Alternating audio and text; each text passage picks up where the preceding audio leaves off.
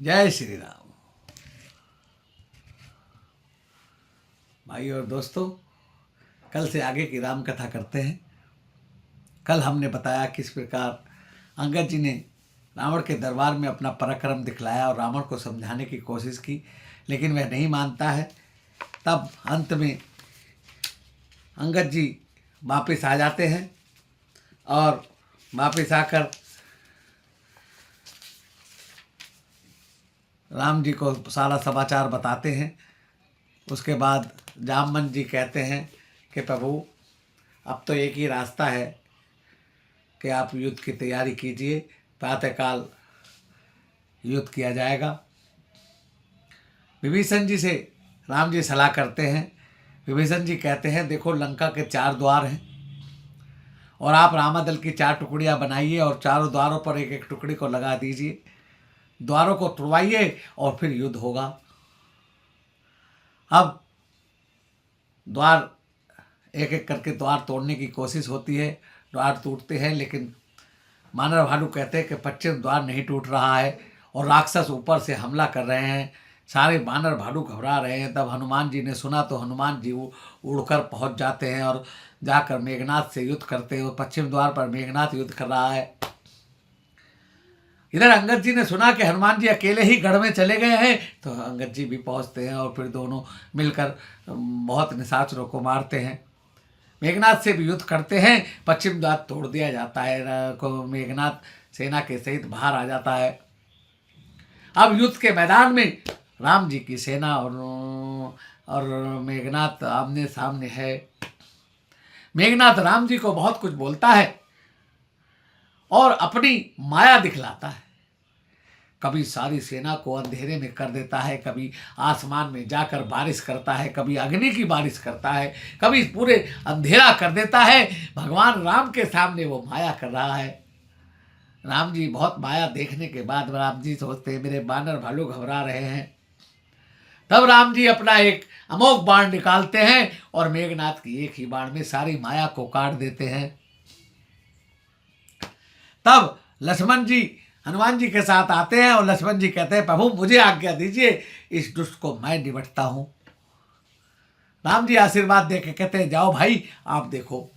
और राम जी हट जाते हैं वहां से। लक्ष्मण जी हनुमान जी और अंगद जी के साथ जाते हैं और लक्ष्मण जी मेघनाथ के साथ युद्ध करते हैं। हनुमान और अंगद और राक्षसों के साथ युद्ध कर रहे हैं। अब लक्ष्मण जी और मेघनाथ में बहुत घनघोर युद्ध होता है। युद्ध होते होते जब मेघनाथ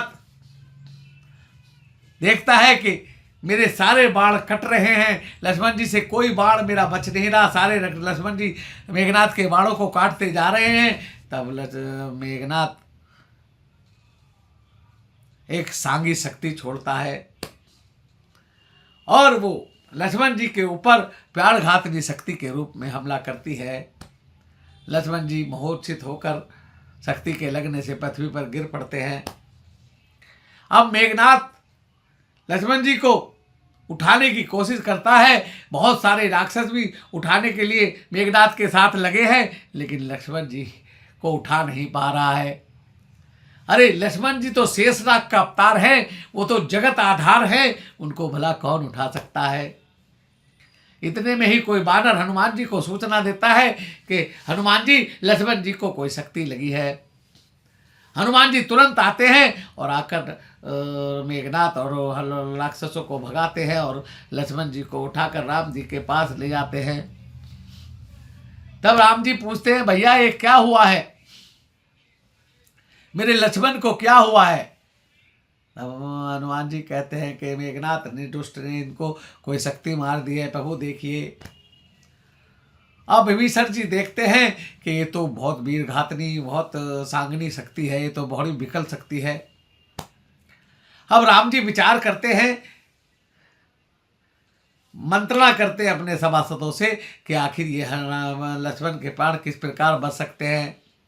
तब विभीषण जी बताते हैं कि लंका में एक सुषेण नाम का वैद्य रहता है और हनुमान जी उसको ला सकते हैं। अब हनुमान जी जो है लंका में जाते हैं और क्योंकि हनुमान जी को जाने आने की कोई चिंता ही नहीं है, वो तो पवन पुत्र हैं, हवा के समान तीर बेग से उड़ के जाते हैं।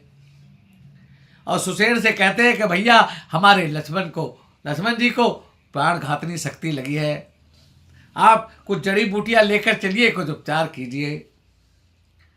सुषेण वैद्य नहीं मानता है, कहता है मैं रावण का वैद्य हूँ, मैं दुश्मन की शिविर में कैसे जा सकता हूँ, रावण मुझे मार देगा। तब हनुमान जी उसको घर समेत उठाकर ले जाते हैं। वैद्य जी दरवाजा खोलकर बाहर निकलते हैं, सामने देखते हैं तो लक्ष्मण जी लिटे हुए हैं, राम जी बैठे हैं, गोद में सिर रखा है और राम जी बहुत ही रोने वाली अवस्था में हैं, प्राणों से आंखों से आंसू निकल रहे हैं, विलाप कर रहे हैं मेरे पर कि भाई अगर तू ही नहीं रहेगा तो मैं अयोध्या जाकर क्या करूंगा। तब सुषेण वैद्य आता है और विभीषण जी कहते हैं इसकी नाड़ी देखिए, इनकी नाड़ी देखिए, नाड़ी देखी जाती है। सुषेण वैद्य कहते हैं देखो ये बहुत तकड़ी वीर घात ले सकती है, इसका एक ही उपचार है, यदि कोई हिमालय से संजीवनी बूटी ले आए तब इनके प्राण बच सकते हैं, और शर्त है कि प्रातःकाल सूर्य उदय से पहले अगर संजीवनी नहीं आई तो फिर इनके प्राण पखेड़ों नहीं बचेंगे। अब राम जी हनुमान जी की तरफ देखते हैं, हनुमान जी कहते हैं प्रभु मुझे आज्ञा दीजिए, और हनुमान जी उड़ने के लिए तैयार हैं। हनुमान जी जय श्री राम कहकर कहते हैं और उड़ने के लिए तैयार हो जाते हैं, और प्रभु से कहते हैं प्रभु चिंता ना कीजिए, सूर्य उदय से पहले लेकर आऊंगा। हनुमान जी उड़ना शुरू करते हैं और रास्ते में सूर्यदेव से कहते हैं कि हे सूर्यदेव, हे मेरे गुरुजी, आप मुझे जानते हैं मैं कौन हूं, मैं वही अंजनी पुत्र हूं, मैं वही पवन पुत्र हूं जिसने बचपन में ही आपको मुख में रख लिया था। आज मैं अपने प्रभु का काम करने के लिए जा रहा हूं, और जब तक मैं अपने प्रभु का काम पूरा ना कर दूं आप उदय मत होना। तब हनुमान जी उड़ते हैं और संजीवनी बूटी ढूंढते हैं, लेकिन उनकी समझ में नहीं आती, तो वो पहाड़ का पूरा टुकड़ा ही लेकर वापिस आने लगते हैं। इसी बीच जब वो हिमालय से वापिस आ रहे थे तो रास्ते में अयोध्या नगरी पड़ती है। जब वो नंदी ग्राम के ऊपर से उड़ रहे थे तो उधर भरत जी रात्रि में भी जग रहे थे, और भरत जी ने देखा कि कोई हमारी अयोध्या के ऊपर से कुछ पहाड़ था, कुछ उस पर रोशनियां हो रही हैं, ऐसा कोई चीज़ लेकर जा रहा है, ये कौन है, ये क्या है, ये सोच समझने में उन्होंने सोचा नामालूम कौन है, कहीं ये अयोध्या का कोई अहित ना कर दे, ये सोचकर वो एक बाण मार देते हैं। जैसे ही बाण मारते हैं हनुमान जी नीचे आ जाते हैं और राम राम कहकर गिर पड़ते हैं, नीचे आ जाते हैं, राम राम बोलते हैं। तब भरत जी कहते हैं भाई आप कौन हो और आप राम राम बोल रहे हो, और ये आपके हाथ में क्या है। तब हनुमान जी राम जी की सारी कथा बताते हैं कि उधर भैया लक्ष्मण जी को शक्ति लगी है, रावण का युद्ध चल रहा है, सीता जी का हरण हो चुका है।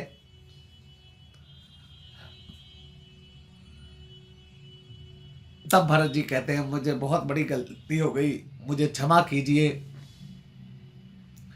यदि मैं राम का सच्चा सेवक हूं तो आपकी सारी पीड़ा अभी ठीक हो जाए। और इतना कहते ही हनुमान जी स्वस्थ हो जाते हैं।